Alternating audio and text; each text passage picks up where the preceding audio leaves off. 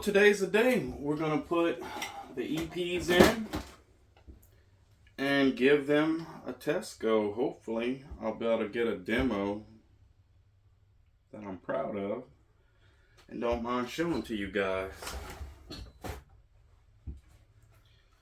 So lay your rag down and we're just going to follow the little nibs that we left to remind us where things go. We didn't need them, but they're there in case. Strip our wires back. Get those reinstalled. Tools you'll need.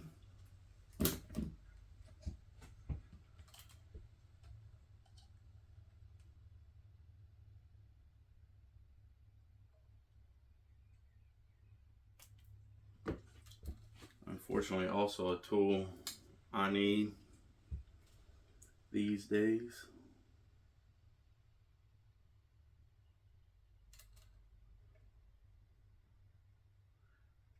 This is going to be our out signal, and the rest of these are all grounds.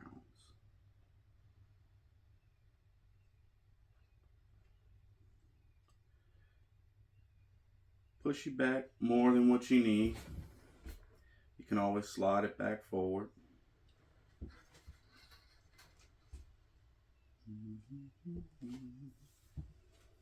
Iron's warming up.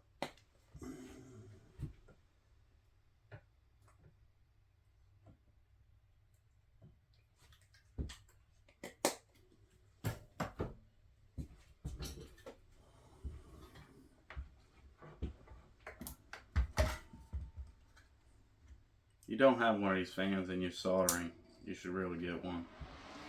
They do help.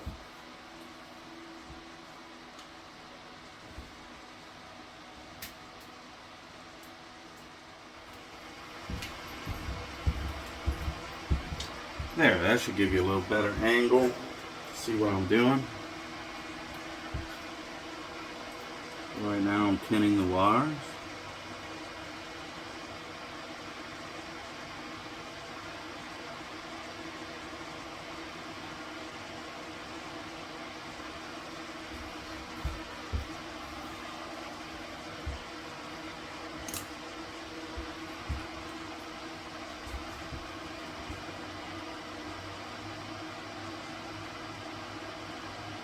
If I get in your way, just let me know.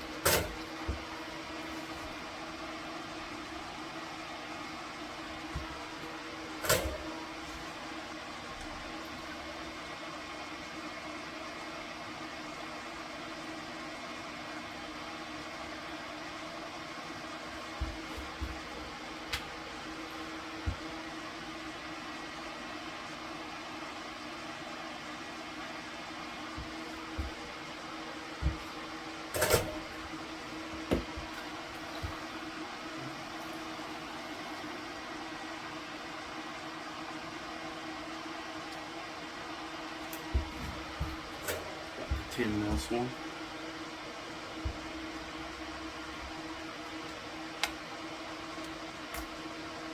Only enamel wire in it. Of course that one's gonna fight me.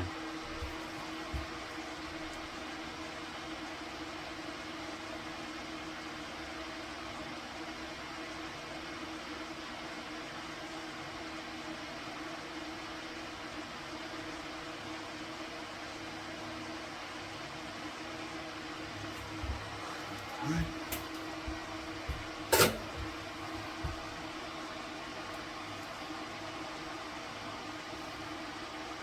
Another thing to consider is the angle that they get soldered in, you know, because this cavity is kind of skinny down here. You might want to line it up with the rest to where it falls in there.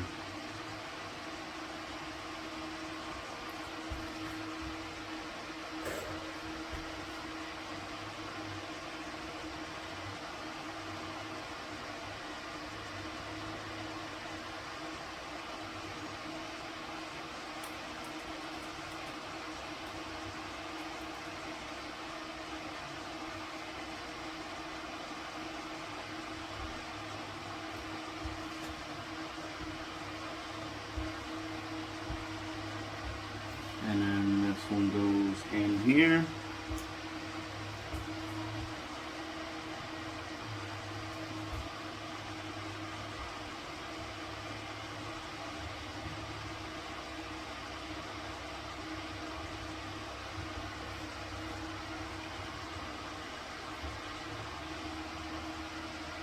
Just double checking the solder joints.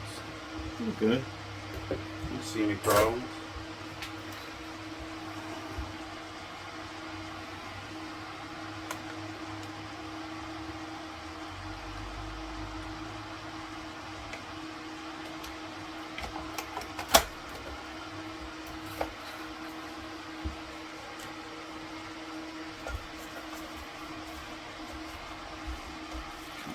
Let's do it up a little bit.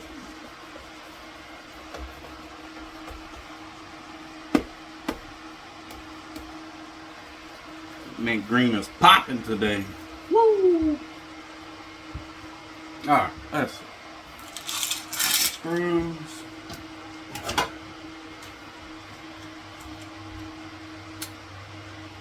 Here we go. So I don't dig all the way down. What I'll do is I'll run it, kind of speed run it up, and then I'll cinch them. I'll cinch them with my hand, because this is basswood, pretty sure. And that basswood strip in a skinny minute.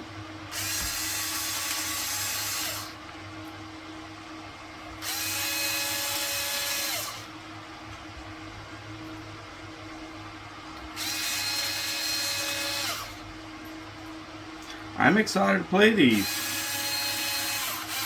It's been, shoot, it's probably been a month. I'm just fighting for time. I had another video that was gonna be awesome.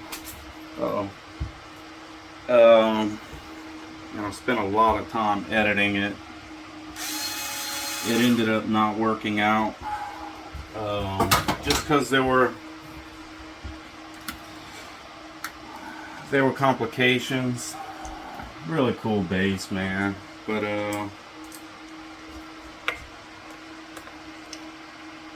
just the dialing in of the nut is not going to be perfectly transferable to other basses. It's gonna require a little bit of ingenuity and patience,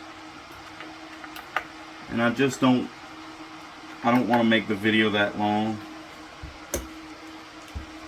and I don't want you guys to run into problems because you're copying me.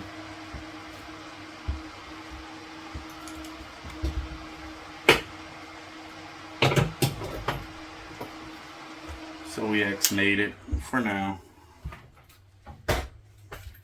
The beverage of the day is coffee so far. The shirt of the day is Urban South Brewery in New Orleans. Really cool place if you're local to there. Really cool place. Some good beers. A bunch of stuff to do there, which is not always the case with breweries.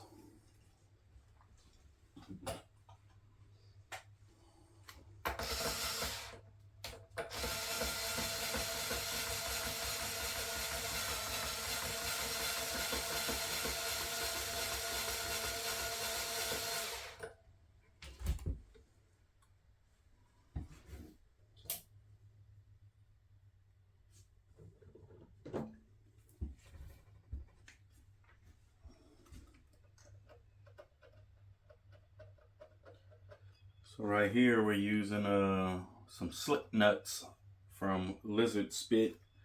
This good stuff. Man, I've been using this little bottle for probably 2 years at least, it seems. And I'll add a little bit to the nut and the saddles every string change, especially on a Strat, man. So many moving parts. If you're floating and you're using a tremolo. Also on this one, I have a Tusk nut and a Tusk string saddle, which is actually a little bit loose. So we'll snug him up a little bit. And the other thing you can do most of the time is add a teeny bit to these outer screws, especially, because that's where your setup is dialed in. The other screws are just kind of placeholders. But the outside too should be slightly tighter than your metal ones.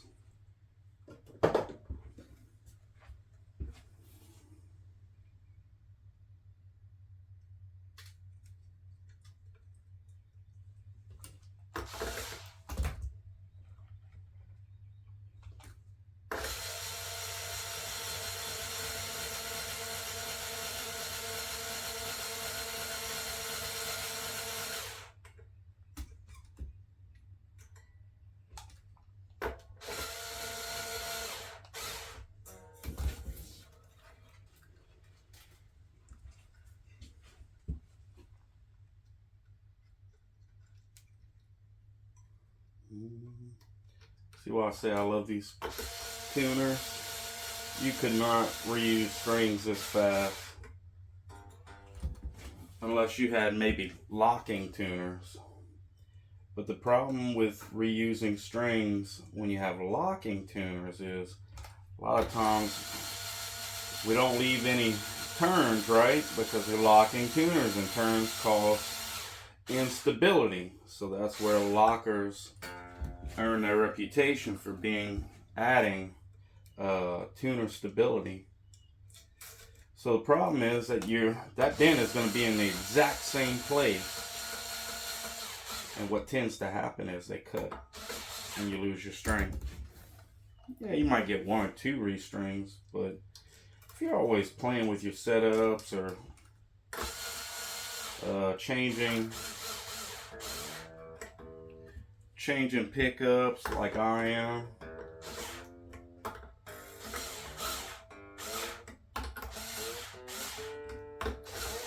it will cut them.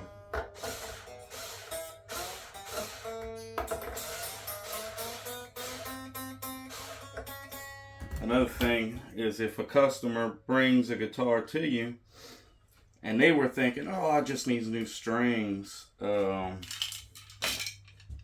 and then they put their new strings on it and it's still playing like garbage, then they bring their guitar to you with a fresh set of strings on it, and they're like, oh, I like to keep the strings because I just put them on, they're brand new. And then you go to do a proper setup on it, and whenever you're restringing, last thing, trying to get it out the door as fast as you possibly can while still doing it right.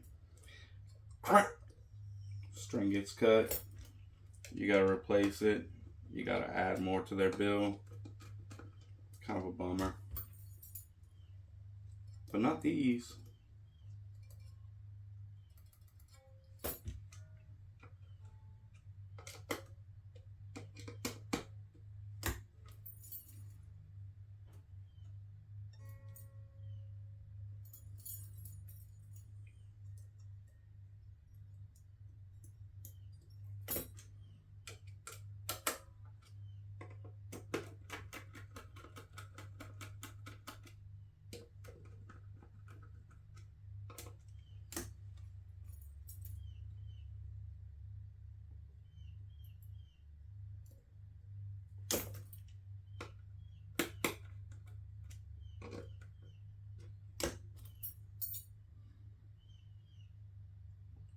like I said, always tweaking things.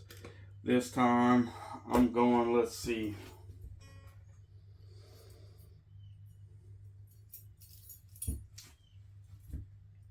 So I'm going,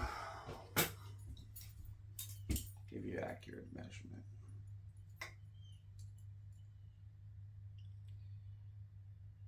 Going 95 thousandths on the bass side of the pickup.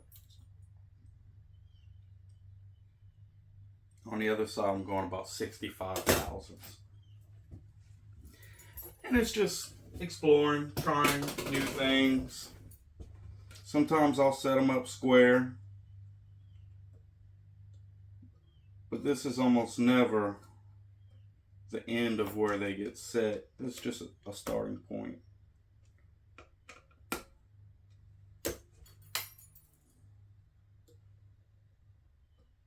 Because if one of them, you know, for whatever reason is a little weaker or a little shy in the sound, I'll give him some more height.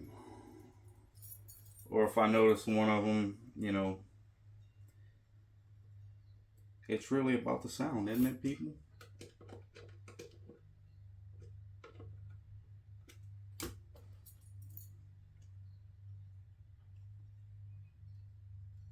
I'm always shocked at the sound and playability of this guitar. Alright, so all good. So we're back. We got the EPs in the Squier, and I can't say enough how great this guitar is, man, for the money. And did I get lucky and get a great one? Probably. But I've been working on it for years.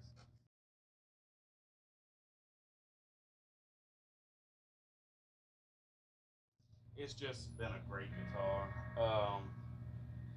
So far, my impressions are good of the EPs. They sound good. It's a little bit weak in position 4 to me, because position 2 is a lot stronger than 4.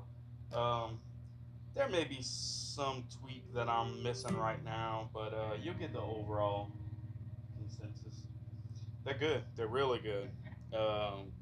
So I laid down a track earlier, and I'm just gonna goof around in A for a while, and I may throw some pedals in, probably a tube screamer, maybe a little delay. But yeah, they sound good. So this will be with nothing on, you know, straight through. There's a little bit of reverb.